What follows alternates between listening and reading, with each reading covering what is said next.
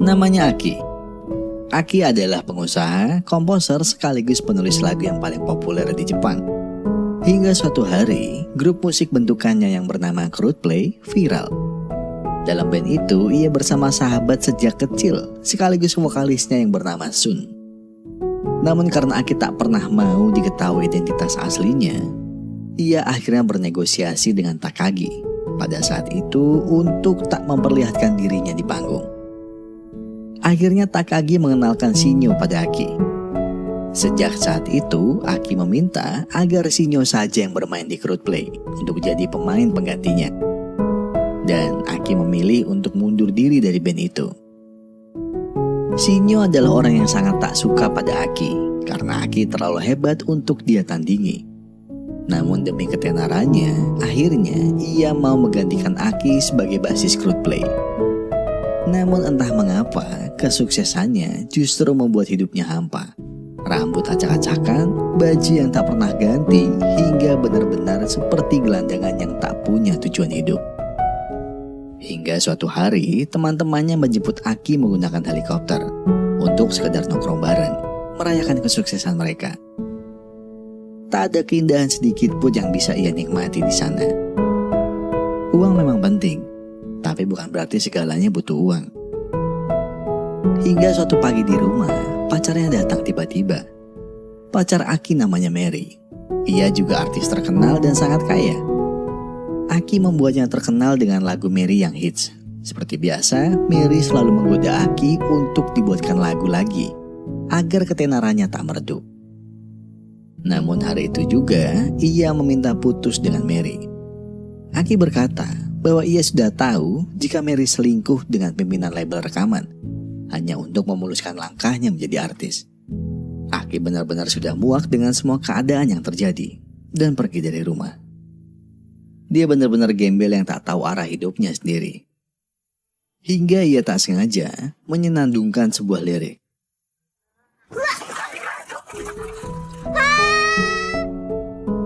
Tiba-tiba, seorang gadis yang sangat kawaii itu menjatuhkan buah-buahan dari keranjang sepedanya. Entah apa yang terjadi pada Aki saat itu. Dia hanya termenung saat pertama kali menatap mata Reiko untuk pertama kalinya. Dan tanpa sadar, Aki bertanya. あの頃の僕は終始不機嫌で、彼女に声をかけたのはただの気まぐれで。 Sontak Aki tersadar jika ia sedang bergumam sendiri, lalu minta maaf pada Reiko jika omongannya ngelantur. Di sanalah pertama kalinya mereka berkenalan.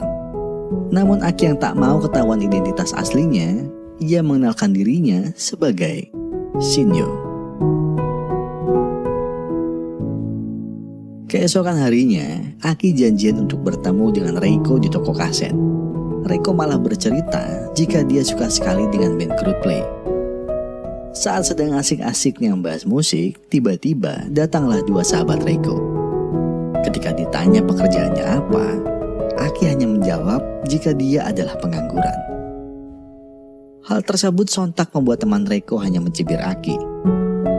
Reiko yang sudah tak tahan mendengar hinaan teman-temannya, langsung mendorong teman-temannya dan membawa kabur Aki dari toko itu. Aki tahu bahwa penyamarannya sedang menyakiti dirinya sendiri. Tanpa terasa, air mata Aki menetes di pipinya. Melihat itu, Reiko langsung memeluk Aki. Pelukan yang tak pernah Aki rasakan sebelumnya. Rasa yang selama ini dicari oleh Aki. Dan hari itu juga, mereka berdua saling mengungkapkan perasaannya. Reiko sendiri adalah anak SMA dan seorang anak tukang sayur yang miskin. Untuk menyambung hidupnya, ia harus mengamen tiap hari bersama kedua temannya. Namun tanpa disangka, Pak Takagi ada di sana. Ia tak sengaja mendengar suara Reiko dari jauh. Ia sangat kagum dengan potensi besar yang dimiliki oleh Reiko. Pak Takagi pun bergegas menemui Reiko dan menawarinya untuk rekaman di label produksi miliknya. Akhirnya grup pengamen Reiko mendapat kesempatan rekaman dan akan dibantu untuk perilisan promo album mereka. Mereka sangat tak menyangka bisa mendapat kesempatan yang besar di industri musik Jepang. Lalu datanglah Shinyo yang mengambil alih kesempatan itu untuk memproduksi band milik Reiko. karena ia tak pernah mau kalah saing dengan Aki. Malam itu, Reiko menelpon Aki. Dia merasa galau. Di satu sisi ia bahagia sekarang bisa rekaman musik di studio.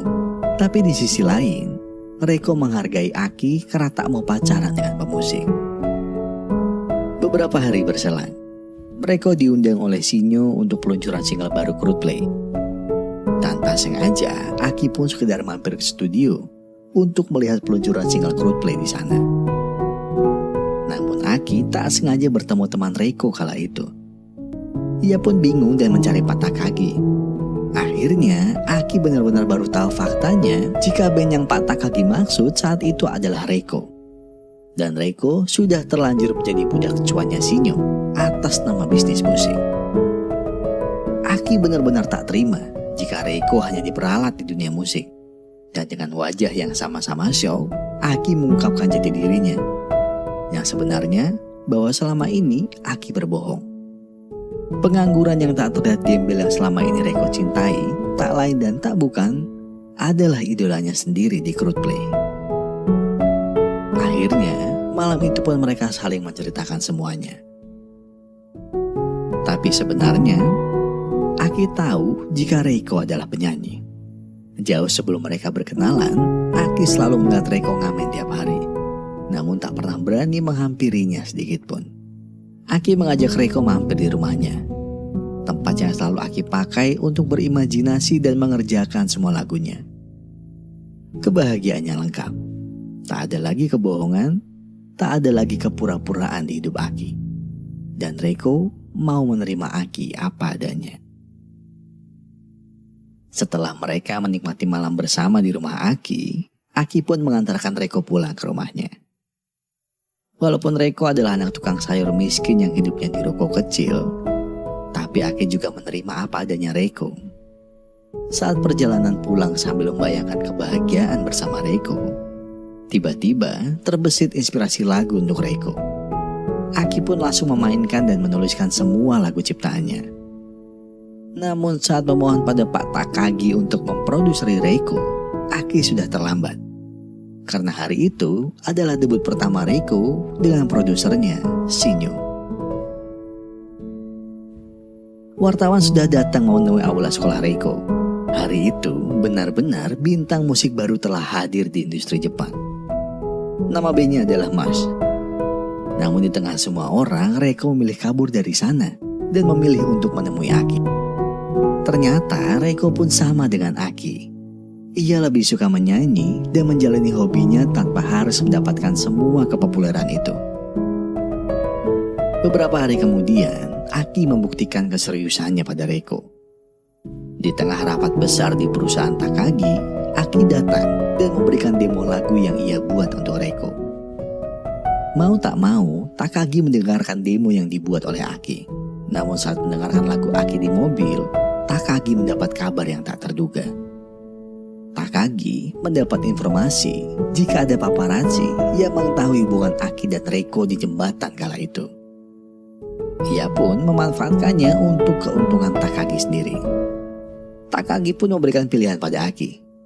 Jika dia ingin melindungi karir Reiko, ia harus putus dengan Reiko. Reiko tenar dan Mary mendapat panggungnya lagi karena hubungannya viral dengan Aki.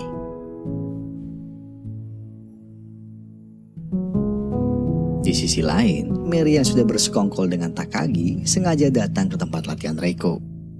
Hanya untuk menyapa Reiko. Setelah itu, saat Aki datang, Mary sengaja memeluk Aki agar Reiko cemburu. Hatinya hancur dan hanya ingin berteriak.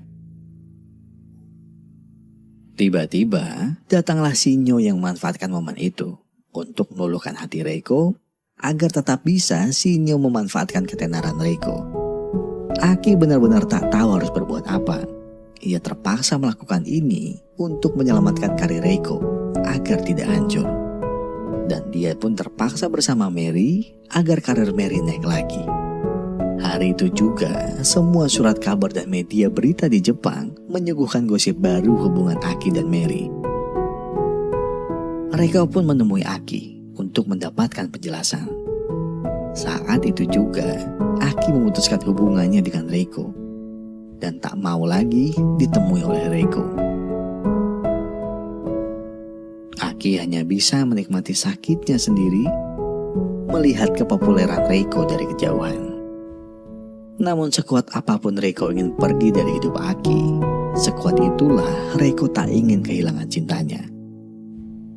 Reiko nekat datang ke rumah Aki. Reiko melihat barang-barang Aki sudah terpacking dengan baik seperti akan pergi jauh. Reiko hanya bisa memeluk bas kesayangan Aki untuk meluapkan rindunya. Tiba-tiba Aki datang. Melihat hal itu, Reiko hanya berlari seakan tak rela jika Aki pergi dari sana. Tak lama setelahnya, datanglah Sun yang mencari Aki. Tak sengaja, ia menemukan kaset lagu-lagu Aki untuk Reiko. Ia pun mengambilnya dari Aki. Keesokan harinya, Sun langsung menemui Reiko di studio. Ia memberitahukan pada Reiko jika Aki akan pergi ke London untuk memulai karir musiknya yang baru. Sun menceritakan jika ia merasa Aki menjadi sangat hebat dalam bermusik setelah berpacaran dengan Reiko. Untuk berterima kasih pada Reiko, Sun memberikan kaset yang ia curi dari rumah Aki. Sun juga memberitahu jika 1 minggu lagi hari keberangkatan Aki ke London. Dan benar saja, saat mendengarkan lagunya, Reiko baru benar-benar paham. Ternyata selama ini, Aki benar-benar mencintai Reiko dari lubuk hatinya yang paling dalam. Mendengar semua lagunya, seakan membawa Reiko hanya untuk meneteskan air mata melihat pengorbanan Aki selama ini.